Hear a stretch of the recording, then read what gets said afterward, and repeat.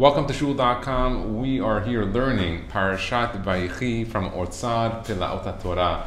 Beautiful secrets and wonderful insights from Rabbi Zickerman. He's a businessman out in Brooklyn. I'd love to one day meet him.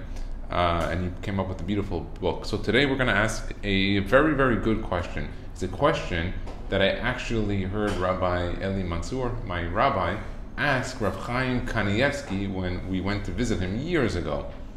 More than 15 years ago, we went to visit him, and he had asked him this question. So the question is, can a Jew that lives outside of Israel get buried in Israel itself after he passed away? Is Israel just a graveyard for Jewish bodies, or is this a problem?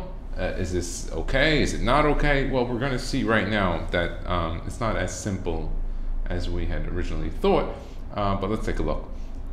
Being buried in Israel if you lived or died outside, if a person died outside of Israel. Katab Harambam Zal, this is Maimonides, Hilchot Melachim Perikei Halacha Yud Aleph, Zeh Loshono, HaKavud Ba, the person who's buried Be'eretz Yisrael, Nitkaper Lo, he has an atonement. Uchilu HaMakom Shehu Bo Mizbeach Kapara, and the place where he's buried in Israel, it's a altar of atonement. And it's not the same when the land accepts it from when they're alive as opposed to being dead. Even though even the biggest rabbis will take dead bodies and have them buried in Israel. Go and learn from Yaakov Avinu and from Yosef HaSadik, the two that did this. Okay. Gam beteshuvot Harambam, in Maimonides and Shiman Shin Ayin Bet, Nishal, there's a question. Be'echad she'aviv ve'imo hayu darim bechus haaretz. There was a case of father and mother that were living outside of Israel. V'hishtokeku b'hayim hayotam l'zakot achad mitatam l'kbar ba'eretz Israel. They had a desire. They said, it'd be nice, if one day after 120 years, where we go to Israel and get buried in Israel. They spoke about it. And even while they were on their deathbed and they were sick, they spoke about this. They had a desire in their heart to be buried in Israel. After they passed away, and God helped this man, even though he was a poor man and he was a weak man, in order to fulfill this. In order to fulfill the will of his father and mother. He found one person that was going to Jerusalem. And he agreed. This guy, I'll take the body with me. Now, just as a side note. The bones or the bodies? Yeah, he says here, atzmotehim, which just means the bodies. It means the body, but we have to assume back in the days carrying a body is the whole thing. The thing is, in and of itself. No, the thing is what? Usually the Jewish tradition is when somebody dies, they get buried. And by the way, today, if a person wants to be buried in Israel, it's not even if he does it during the week, he can get a flight out, but it's a process. Right. It's got to go through the coroner's office. Once the county or the state or the local authority approves it that it wasn't any wrongful death, then it has to go to Chavra Kadisha. There's a purification process. A couple things have to get done. Then it can go into a plane and go to Israel. And then there's another Chavra Kadisha that picks up the body. It's another authority. So maybe in this case they're already buried, and he found somebody to take the bones. It didn't say that, but you have to understand that it was difficult. But he finds a guy, and this guy took the bones. He ended up burying the body next to Jerusalem. So this guy is asking Maimonides a question. He was asking, did he do something wrong here by having the bodies go in that type of process to Israel? His parents didn't say, hey, you have to. They said they had an interest, but it might have been maybe a form of bizayon, of embarrassment in the way they did it, or the longevity until the body was buried. Maimonides wrote back to him, what you did was very good. וכך עשו גדולי חכמי ישראל. That how many of the rabbis in Israel did them. He has a note on the bottom. Let's read it. זה לשון תשובת הרמב"ם. שאלה ותורנו הדרתו גם כן בדבר. אחד מזה שהיה לו אם ואב שכבר השתוקקו כמה פעמים בחייהם, וגם כשחלו חלאים שמתו בו לקבל בית ישראל, או שעצמותיהם תובלנה אחרי מותם לקבל שם, מסייע אלוהים לאחד מביניהם, גם שהיה חלש ועני מאוד.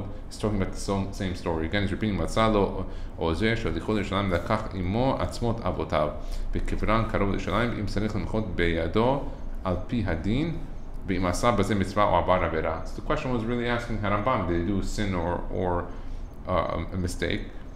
תורנו הדרתו בשכלו כפול. He told him no, he has a big reward, תשובה, הדבר שעשה טוב מאוד, וכך עשו גדולי חכמי ישראל, ככתב משה. He says it was a good thing. Let's continue. Yeah. We say Avinu Malkeinu is a chok yafa nach. Yes.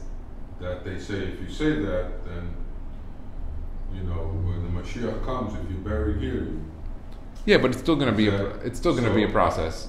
Even if we accept what you're saying, it's still a process. It's still gonna that it's okay to do that. It's not an issue of whether or not it's a avera. We're not a person can be buried outside of Israel. Many of the gedolim were buried outside. Here we're talking about whether a person could bring a dead body to Israel, and what. Any part of it has to do with the will of the person. Like in other words, in this case, they expressed, "Hey, look, we would." Okay, so you're asking a very good question. I want to address it towards the end because I'm going to talk about a case of Rav Musafi of a person who moved the body when the parent was already buried over 10 years in New York, outside of Israel, and just seemingly moving the body for no real reason. Right. So we'll get to that at the end. It's a question he brought down. It's a very deep subject, but we'll talk about it. The Maharsha brought down בחידושי אגדות in בבא בתרא תפסדיה עמוד ב' דיבור המתחיל כשחרב שזכות גדולה היא להיות נקבר בארץ ישראל אף מי שמת בחוץ לארץ וכל שכן מי שבא לשם בחייו. He says, so the Maharsha, first opinion we brought is Harambam, good thing. The Maharsha said for sure, person died outside of Israel, he wants to be buried in Israel, it's definitely allowed, it's okay, but it's of course better to be there in your lifetime than just to bring the body. Omnam bekama mamre hazal, but there are a few rabbis shematzinu sheichmiru. They were stringent upon themselves. Shelo lahavi mit shniftar bechutz haaretz likaveh be'etz Yisrael. That someone who died outside of Israel, they don't just bring the dead body to Israel. He has some notes which we'll get to. Yesh litmoa ech savu Yaakov v'Yosef she'alu otam le'etz Yisrael lachar shemetu b'Mitzrayim. And then there's a question as to what happened with Yaakov and Yosef. So right off the bat, we can answer that by saying the Torah wasn't given yet. It was before the Torah. So the same rules and regulations don't actually count themselves on it. Hey Mordechai, how are you? Okay. So Zeh Lashon HaMidrash Bereshit Rabbah. In the Midrash it's brought down Maaseh B'Rabbi V'Rabbi Eliezer. There was two rabbis Shayu Mehalachin Befile Shechus L'Tveria. They were walking outside of Tveria. Ra'u Aron Shel Met. They saw a casket of somebody dead. Sheba mechutz la'aretz likaveh beit Yisrael. They're watching a casket come from outside of Israel going to Israel. Amar Rabbi Rabbi Eliezer. So Rabbi tells Rabbi Eliezer, Mahu ilzeh sheyatzta nishmato bechutz la'aretz uba likaveh beit Yisrael. He says, what's with this guy? He died outside, his soul departed him outside of the land, and now he's coming to the land, and the two rabbis, they're talking about this. Ani koreh alav, so he says on this person whose soul left him outside of Israel and buried in Israel, v'nachalti shemetam leto'eva b'chayechem v'tavo v'tatmu et arsi b'mitatchem, meaning it was an abomination. You come and you are impurifying my land with dead bodies after the person passes away. Amar leh, he answers, so he answers him back, the other rabbi. He says, what do you mean? When he buries in Israel, God is going to provide atonement. It says, and the land will be an atonement for him. It's also brought down in another place in Siman Vav. ובירושלמי מסכת כלאיים, פרק ט' הלכה ג' וכן הוא בירושלמי מסכת כתובות, פרק י"ב, הלכה ג' ועיין בהערה הבאה שמלשונות הזוהר הקדוש משמע שאף לאחר שקברתו אין לו כפרה רחמן ליצלן. So according to those other opinions, they say that even after he's buried in the land, that if he died outside the land, the en lo kapara after the burial. So there is counter opinions to it, strict opinions, just so you know. Okay, Pasifit, he has here, he has two more notes. Zeh lashon hazor kadosh, and he says, Amar Rabbi Yehuda, Yaakov Amar v'shachavti m'avotai unsatan m'mitzrayim u'kvartani b'kvuratam, and I want to sleep with my forefathers. Which commentary are you learning? We're reading Otzar Pelaot Hatorah. It has all different commentaries that he put together. Taman tanenan mai denafak nishmate birshuta achara, someone whose soul left him in a different reshut, meaning an outside reshut, outside place.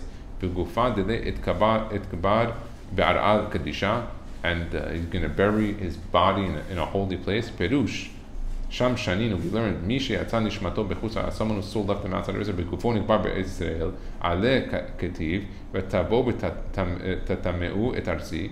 You coming into my land in order to defile the earth. V'nachalti shematan l'toava, and he says that their deaths are going to be an abomination to doing this when they end up resting. Yaakov Amar ukvurtani bikvuratam, and bury me with their burial place. V'nishmate nafka b'shuta achara, and his soul left him in a different place. Amar Rabbi Yehuda shani Yaakov d'shchita havat achidat be v'itdapak be. So he says with Yaakov it's different, because Yaakov was one of the avot. The Shekhinah never left him, even when he was in his lifetime, even when he was in Egypt. So you're going to take an example from one of the avot and you're going to carry it to every single person now that ever lived. I don't know if they're on the same. They're not, definitely not on the same level. It says in Bereshit Memvav Dashtal, Anochi Ered Imecha Mitzrayma. God Himself told Yaakov, "I am going to go down with you to Egypt." Not everyone got that promise. I'm going to go down with you to America or to Italy or to England or something. God told him. So Yaakov is a special case. Yosef was there against his will. There's different situations there. And God also tells him, I'm going to go back with you when you go back up. So there was two different mamrot. So he tells that I'm going to be back with you, stay with you until you get buried with your forefathers. Perush, She'ani Yaakov, Shechina Hayta Devuka Bo. Shani Yaakov, that was Yaakov. It's different that the presence of God was with him at all times. These are all proofs. What are all these proofs for? Proving that Yaakov and Yosef were unique, and that you should not bury the body in Israel if he passed away outside. That's why we're discussing the detail on Yaakov. We're trying to say Yaakov wasn't like everybody else. He's a unique example. Don't take that example and carry that everywhere else. ועיין עוד בזוהר הקדוש, פרשת תרומה, in חלק ב' דף קמ"א עמוד ב', שהאריך בחומר האיסור להעלות מתים לארץ ישראל. And the Zohar in פרשת תרומה was very, very strict about taking dead bodies to Israel. Yeah, but Joseph made them promise to take his bones and bury them in Israel. Yes. So that could be, that's... Yaakov and Yosef were two examples. By the way, all the Shevatim buried their bodies in Israel. All of them, not just Yaakov. They all followed. Like all the same scenario as Joseph, and they took no. So the difference was Joseph wasn't buried according to the Midrash, at least in soil, or if he was in soil, it was in the Nile. It was a Nile. They put him into a metal casket that it would sink to the bottom. So it could have been in some type of sediment and soil, but it wasn't fully buried in. They did that for another reason. They worshipped the Nile River, so by him being buried there, they saw him as a deity. Remember? They thought he was going to be like that. They were going to worship him, or what? They did worship him. They did worship him. On purpose. They did it on purpose, and he had nothing he could do about it. How did they resurrect that? Is it written? So the way it happened is that the Mefarshim bring down that before they left Egypt, Moshe Rabbeinu told all of Am Yisrael to go gather from your neighbors any kelim, which are clothing, and go borrow money and go borrow jewelry and rings and diamonds and everything and borrow it, and then on your way out, They were able to see it at night when that plague came. Yes, during Choshech. So they knew what everybody had. Yeah, they knew what everyone, and then they asked them for loans. So when they ended up doing that, Moshe wasn't going around asking for loans he didn't need. Moshe was very wealthy in and of himself. What was he doing? He was looking around. Where's Yosef buried? Nobody knew. I think Pharaoh's daughter was still around, and she knew. Nobody knew. So the Midrash actually tells us that there was a old lady that was around, and she got listed with one of the 66 members that went down to Egypt. We say 70, but the Torah lists 66. Whether or not you're counting Yaakov, Yosef, Menashe, Ephraim, Yocheved was born, I think. So there's different machlokot how you got to the 70. But there was one lady that was listed. Vishem bat Asher, Serach bat Asher, they called her. In the Torah? Yeah, in the Torah. It lists her. Now it says that she was an old lady. Remember, if she came down with them, and they were in Egypt for at least 210 years, I'm going to assume she was at least 18. Maybe 12. I'll assume she's 18, just for the sake. Okay, maybe she's 20, maybe she's 30. She was at least 240 years old, 230 years old. She was over 210. Okay, she wasn't a baby. How do I know she wasn't a baby? Because when she was in Egypt, she was the one who played the harp, or the musical instrument for Yaakov, because she got word that Yosef was alive. And she said, you guys are going to kill Grandpa. You realize the Grandpa was Grandpa Jacob. He's 120 plus years old. Now you're going to come tell them, hey, listen, Joseph's alive. He's going to have a heart attack and die. Don't kill him. So she said, I got to figure out what I'm going to do. So what she did is she noticed that Yaakov was down all these years. So she took a harp, and she was a harp or a musical instrument, and she started to play some music. And she played a very beautiful melody, something special that she knew. She was a gifted musician, and she started singing. And Yaakov hears someone singing with some music. He goes out. He starts to listen to the lyrics, and he noticed that the lyrics were Od Yosef Chai. Yosef is still alive. So what ended up happening, when he started to hear it, subconsciously his mind was starting to accept, wait, Yosef is alive, Yosef is alive. He started to listen. Then suddenly, when the other brothers came and they told, it wasn't a shock because he took a soft blow. I shouldn't say a blow, but a soft message originally. And even if he didn't understand it consciously, which we believe he did, the subconscious mind softened it, and God said, not too many people know what you just did. I'm going to reward you for this. And because she was rewarded, that when they went down to Egypt and Moshe Rabbeinu came around and said, hey, listen, I'm the one who's going to redeem all of you, they went to her and said, is this the real Redeemer? Wow. And she said, because you're the only one. She was not the only one, but she was one of the few that was around from the time of Yaakov. Yaakov must have told you and blessed all the children and grandchildren. What are the signs to know? Is this Moshe legitimate? He said, Pakod Yivkod. They asked some questions. She said, yeah, he's legitimate. Now Moshe was sitting and looking now for the casket. He's looking for the casket and he can't find it. Mind you, they found everybody else. They found all the tribes. They found Menashe. They found Ephraim. And now everybody's packing up, getting ready to leave, and they can't find Yosef. And Yosef made them swear. Who's them? That was the other brothers, and at the time, the rabbis, the leaders, he made them swear. That swear was chal, and pertinent to everybody in Am Yisrael. Nobody got off the hook on that. And after a while, Moshe said, look, Yosef, if you don't show yourself, I'm going to go make Hatarat Nedarim, and we're off the hook. We're not going to be responsible for taking you out. You'll be the last of the Mohegans down here in Egypt. And suddenly, Serach saw Moshe running around. She sees the Gadol Hador. She's the biggest rabbi running around, and she's like, what are you doing? What are you looking for? He says, I'm looking for the body. She says, should have came to me. Obviously, Moshe Rabbeinu didn't go around asking ladies for a thing. So she says, yeah, it's right here. Let me show you. It's buried in the Nile. You got to go to this location. Go here. It's located right in this area. This is where they buried it. I was here. I saw the whole thing. He said, okay, good. Now that we got that, no problem. He took a little piece of cloth on it, and he wrote on the cloth, Ale Shor. rise ox, because he was compared to an ox. An ox, like it's brought down in the Humash. And so he wrote on the klaf, on this little piece of klaf, he wrote Ayin Lamed Yud Ale, rise, shod, an ox, Shin Vav Resh. He threw it inside the Nile, and suddenly it started to float and then sink a little bit into the water. And suddenly, like a little whirlwind in the Nile, a metal casket starts to rise and float to the top against nature, against gravity. And right away he goes, he gathers the body, he carries it himself, mind you, and he takes it with him out of Egypt. And then he ends up passing it to another group of Kohanim. Was Joseph Kohanim. embalmed? Now wait, when the story is not just done, it absolutely was embalmed. Yeah. If they did it to the father, they definitely did it to Yosef. Yaakov was. If they did it for I Yaakov, know Yaakov. Kal vachomer, if they did it for someone who was a visitor to the viceroy, the father, they're definitely going to do it to the viceroy himself, as they did to all the kings. Now, at the time, there was a individual who was watching all this happening. Who was this? This was a person called Micha. Micha was one of the, no, not like the prophet, definitely not. This guy Micha was a little bit of a gangster, we'll call him.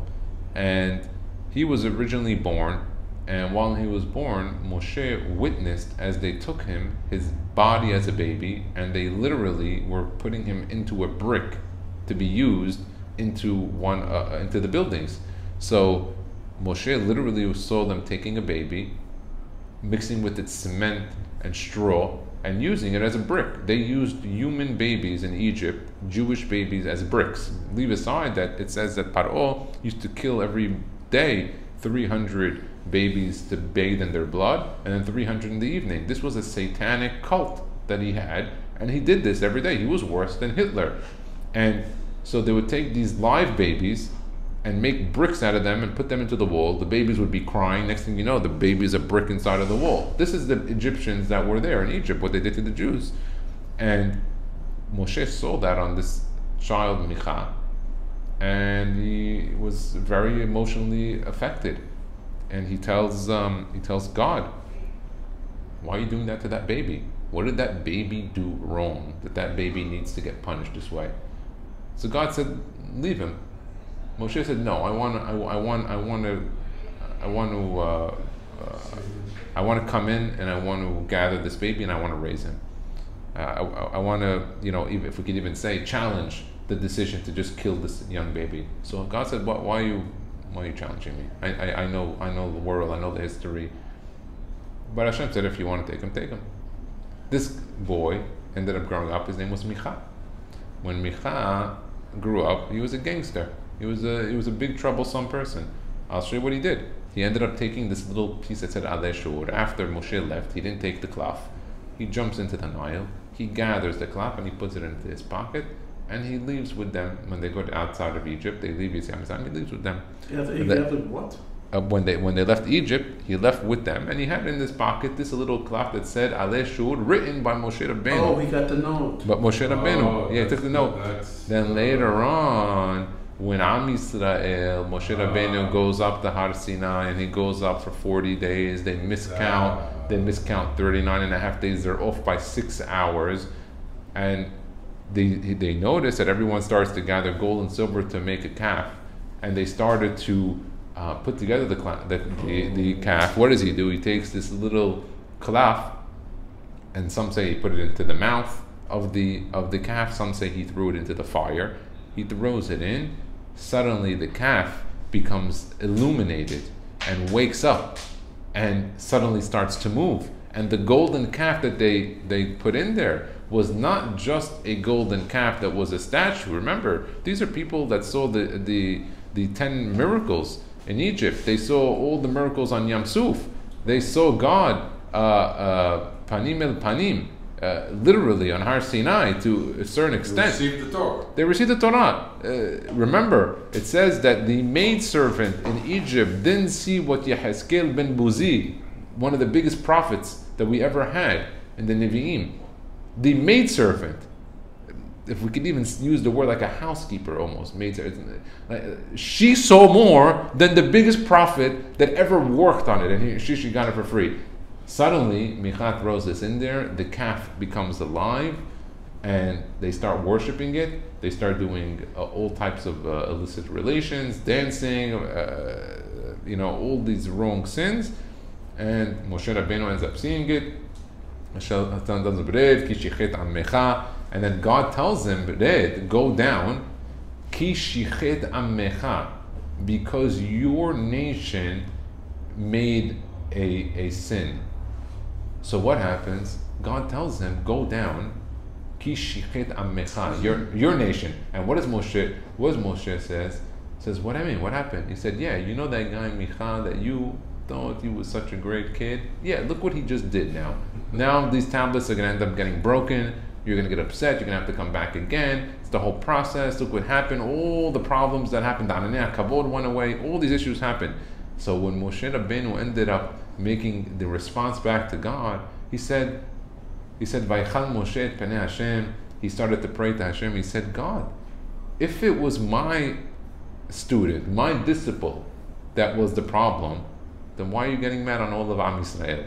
Take it out on this guy Micha. Take it on the one who's the problem, and don't punish the rest. If you want to blame me for it, blame the one thing, and then Moshe Rabbeinu ended up working out, and that is the little detour of it. So he says here, Harav Misatmar, Besifro Divrei Yoel.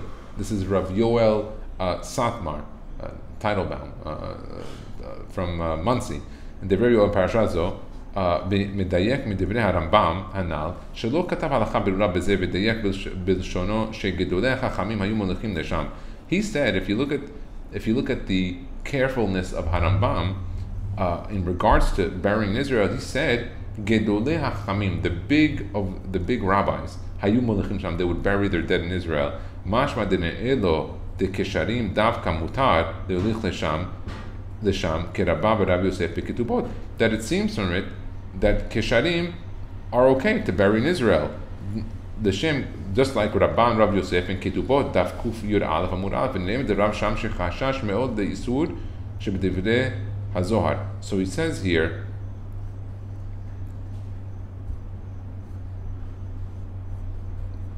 actually the opposite. The Rav of Satmar was saying that when he says Harambam Shegedoleh HaChachamim, the big of the rabbis, he's talking about the ones that are the most kosher, the biggest rabbis. When they wanted to bury those that had passed away, okay, they had a reasoning. So the rabbi of Satmar was very careful that he was worried about what the Zohar had said about bringing bodies to Israel. So it seems from the rabbi of Satmar, he would not encourage his Hasidim or those that lived outside of Israel to be buried in Israel. עיין בהערה לאל מה שהבאתי בשם הזוהר מתוך דבריו משמע שרק ליעקב ויוסף מועיל היתר זה. He says, if you look at my note, that only Yaakov and Yosef had this ability to be buried in Israel. כיוון שהקדוש ברוך הוא השרה שכינתו עליהם, because God themselves put their presence on them, and they were also prophets. ולכן אין זה נחשב לפגם לגבם, and don't think that this was a problem that they did. But other people have a problem about burying in Israel if they lived outside.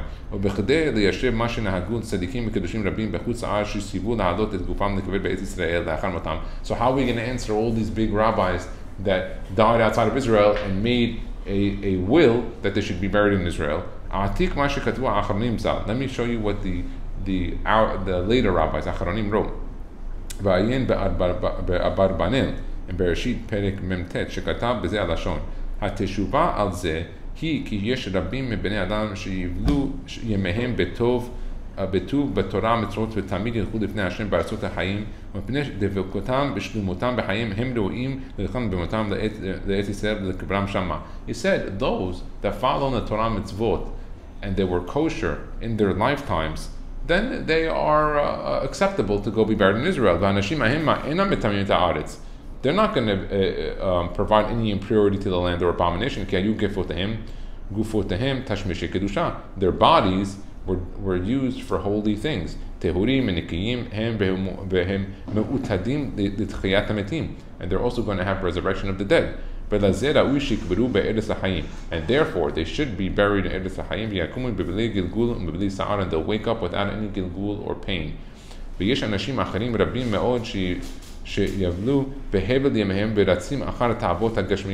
are a lot of other people that their whole life they're running after personal desires and things that are for their body. And in their lifetime, the rabbis call these people metim because they're not really living their life to the full potential, and they're losing out. And when these die,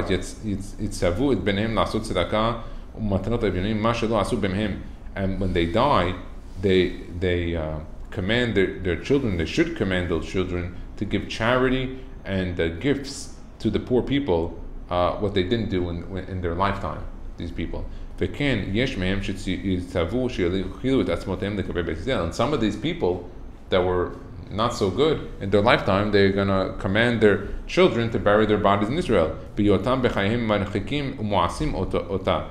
While in their lifetime, they were far from the Torah, the mitzvot, and they might even not have been thrilled with Israel in and of itself. They could have been anti-Israel or anti things of the Torah of Israel. In their lifetime, they were wicked. Why? When they died, these wicked people, they converted and became righteous people. And suddenly they died, and so they became saints, and they followed all the commandments.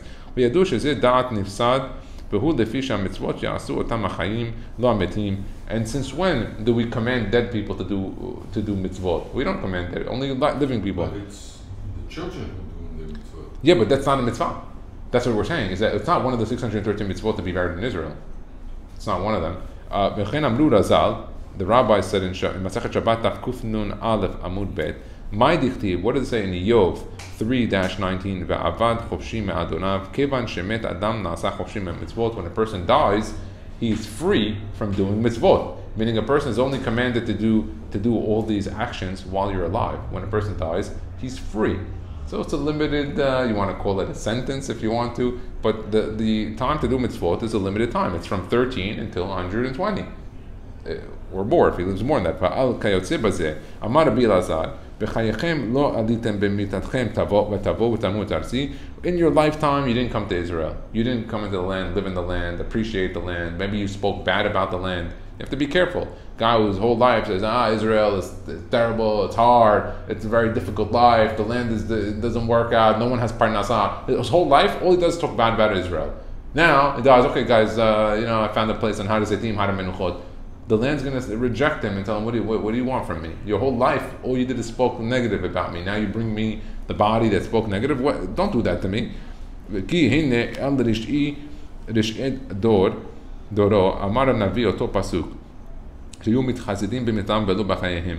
So he says, this was talking about specifically on the wicked of the generation, when the prophet said it, that they were trying to be righteous when they die, and when they're living, they did whatever they wanted. That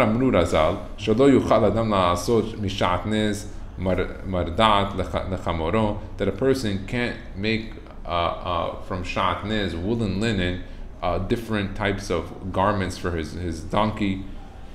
But you could make from shatnez different types of garments for the dead people out of it. Wow. Yeah. Usually tachnichim are made out of linen. Here it was a woolen linen. Because someone who is not alive is patur. But a living donkey, you're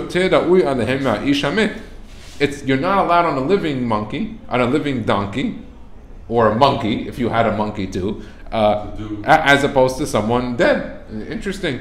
It doesn't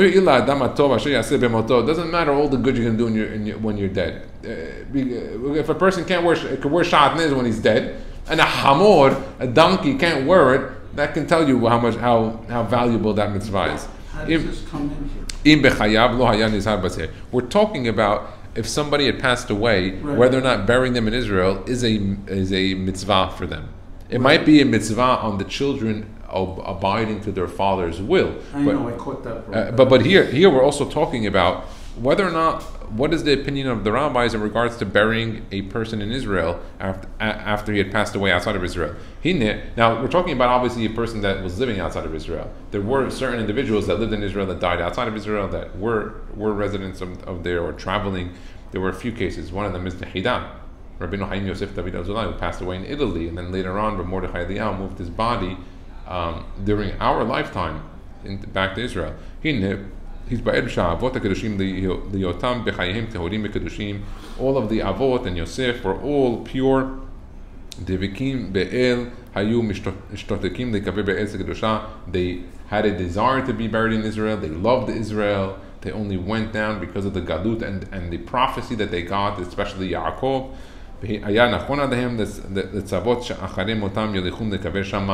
They had every right to go and do such things. It's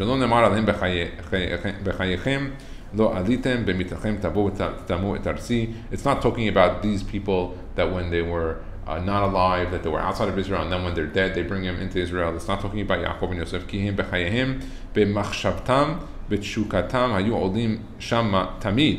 That in their mind and even physically they would go back to Israel.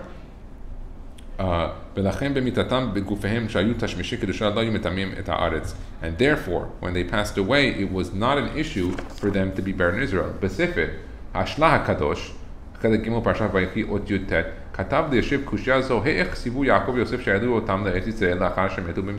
How did these rabbis, how did Yaakov and Yosef command their children to be buried in Israel? The Rabbi Shlach HaKadosh is asking, but he said something very interesting. That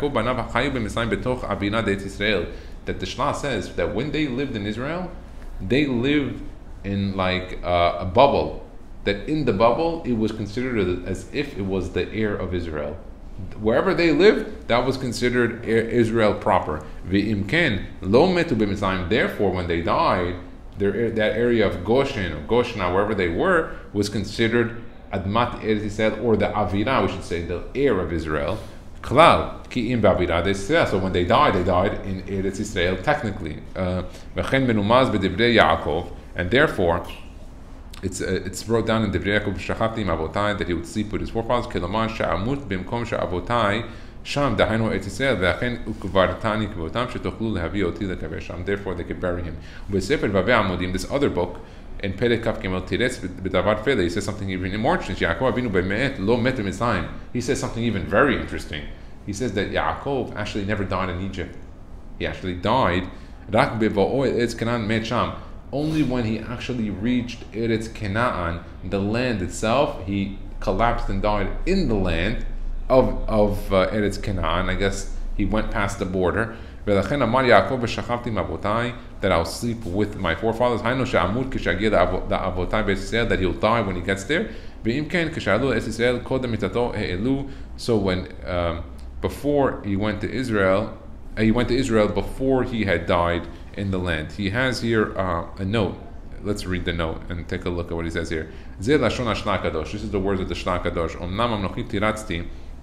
בעניין אחר, והיא זאת, הנה בכל מקום שהם ביחד כל זרע ישראל, שם הוא אווירת ישראל. That any place that you go, that there is a lot of people of Israel, you get the air of Israel in that neighborhood, in that location. By the way, Rabbi Avigdor Miller asks, where do you find the most Shekhinah? When you have the most Jews together. That's when you find the most Shekhinah. That's Rabbi Miller brings down. Rabbi Avigdor Miller. V'sham mutar lakriv laHashem. He says here, a place that there's a lot of people of Israel, it has the air of Israel, and you can even bring a sacrifice on an altar. He says, just like they did in the desert. The desert's not considered Israel. 40 years are there, they made the tabernacle, and they brought sacrifices, and they're not considered as people who brought sacrifices outside of Jerusalem or outside of where the Mishkan was, because they traveled with it. Even though they were not in Israel, and even though that every place that Israel was, when they come all together to be in the same neighborhood city, they bring the heir of Israel to that place. That when they died in Israel, all of the children were together. They would die in the avir, the wind of Israel. After Israel left Egypt, that when Israel left Egypt, all of the avir of Israel left, and all of the land had even more impurity, because whenever holiness leaves, impurity fills its part. Therefore he asked specifically not to be buried there, because he knew when they end up all leaving, they're going to take all the holiness and the spiritual and the sparks with them. Now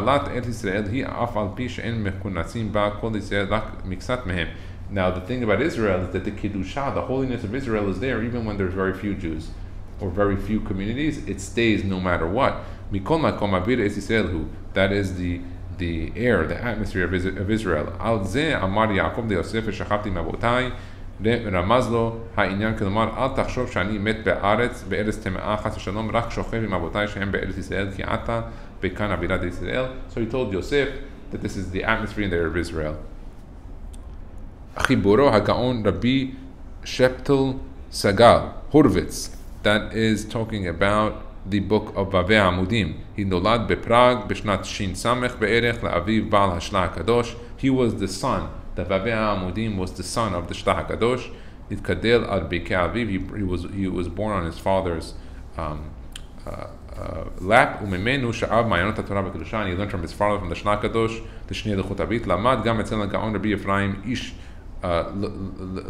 Lunchitz, Baal Kli Yakar, ve'odalot Ephraim, the Av Beit Din of Kal Kadosh Prague. Bishnat Shin Pei Aleph Kasher Aviv HaShlach HaKadosh Allah Yisrael, when the Shlach HaKadosh went and made Aliyah to Israel, he lived in Sfat. Nitimanahu al Mekamo Kedarshan B'Kal Kadosh Prague. This rabbi, the Vayehi Amudim, who said that Yaakov was died in Israel, he became the Darshan, the public speaker in Prague. Prague was a very big and important city in Europe for the Jews. Misham Nitmana the Av Beit Din Kal Kadosh, Frankfurt, the Mayin, Frankfurt on the Main, on the river, Umisham the Pozna, Umisham the Vayena. Me'olam lo paska yeshiva mebeto, never did yeshiva, learning Torah, leave his household. V'ribitz Torah v'emid talmidim harbe, he would always spread Torah and had many students. Sifro nidpash shana be'emsudem shnat tav nun chet, niftar bevayena beyom koach nisan tav chaf, v'sham menuchato kavod. He's buried in Vayena. Interesting. So there's one more part that we'll finish off with. Kibura bechul shechashuva kibura be'ez Israel. Can be burying outside of Israel be the same as being buried in Israel? Remember we said that there is an idea of having the atmosphere of Israel. They say that the Beit Knesset, Rabbi Mansur always says, the Beit Knesset and the Beit Midrash, if you're learning Torah in it like we are right now, this has the status of Israel. You get the protection and you get the beracha as if you are in Israel when you're sitting even outside of Israel in a place like this where we're sitting and learning Torah. So is that the same case when it comes to burial? Let's take a look. Matzinu b'sefarim kama etzot lemisha enu yachol likaber b'Israel. There are some options to those who can't be buried in Israel for whatever reason. Not everyone lives in 2023 with the ability to make phone calls, send a couple of WhatsApp messages, and coordinate all this. It was back in the day, 100 years ago and more, it was very difficult. What could he do to be buried, like as if he's buried in Israel, if he has to be buried outside of Israel? So there is a solution. But Midrash Talpiot was written by Rabbi Eliyahu HaKohen HaItamari me'Izmir. He was a rabbi who lived about 500 years ago, give or take, that lived in Izmir, Turkey. It was also called Smyrna with the Greeks, and later got called Izmir. This rabbi, Rabbi Eliyahu HaKohen, is very special. Why was he special? He also had Sefer Yuchasim. They was able to trace his lineage back to Itamar. What do you mean Itamar? Aharon had 4 children: Nadav, Avihu, Elazar, Itamar. Right? So you have Kohanim that come from 4 boys. But Nadav and Avihu died on the day of the inauguration of the Mishkan on Aleph Nisan. So you only have, if Nadav and Abihu was not around, you have, They have children? yeah, no, they did not have children. So now that means all the Kohanim, 50% of the Kohanim, approximately, of the world were annihilated. Now you only have Elazar and Itamar. You have them too. This rabbi, Rabbi Eliyahu HaKohen, the author of Midrash Talpiot, was able to trace his lineage back to Itamar HaKohen. Go figure. What year was it? This was about 500 years ago. He lived in Izmir, Turkey. So he brings it down on Anaf Etisir, Dibur HaMatkil Od Shamati Katav.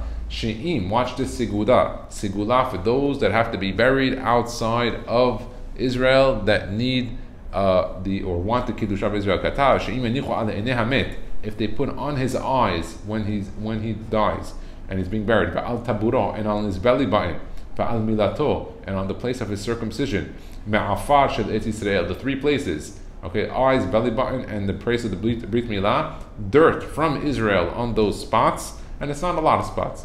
It would just be the eyes, the belly. It's a couple of pieces of dirt. Nechshav lo כאילו הוא קבור בארץ ישראל ממש.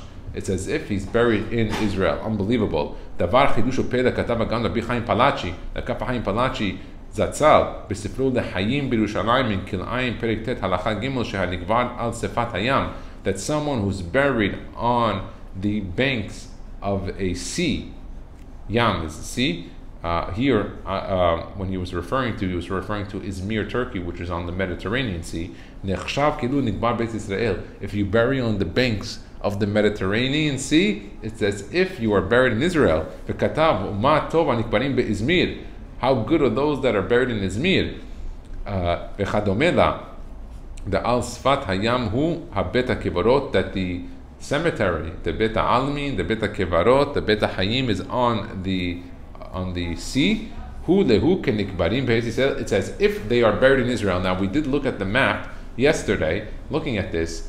Izmir is very far from Israel. Even for those who might say that the original border of Israel, or from the times of David HaMelech when he had conquered, had been in the entire Lebanon and parts of Turkey, Izmir is very much up north.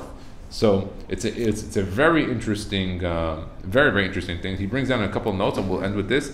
Yesh la'ir al zeh mamash ha'abeti le'el Parashat Bereshit b'shem Admor Baal Shem Shlomo Mimunkach shikbit shelo likabel b'makom sheyesh shamayim, that the Rav of Munkach was careful that you never bury a body near bodies of water.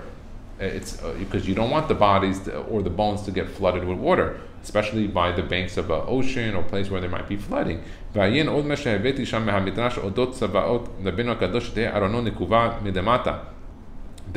the will of Rabbeinu HaKadosh was that the casket should have holes on the bottom because of the flooding. So there should be. Isn't it funny that all the cemeteries in Israel are like on mountains?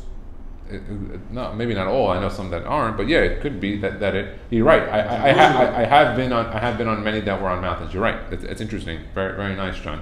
Izmir shochenet al chof hayam shebekse hayam hatechon. At the end of the Mediterranean Sea, you have this city Izmir hamagia the chofa shel Etz Yisrael, and he says it's far, but if you take the coast of Izmir and you follow it the whole way down, you will reach the coast of Israel if you just go south. It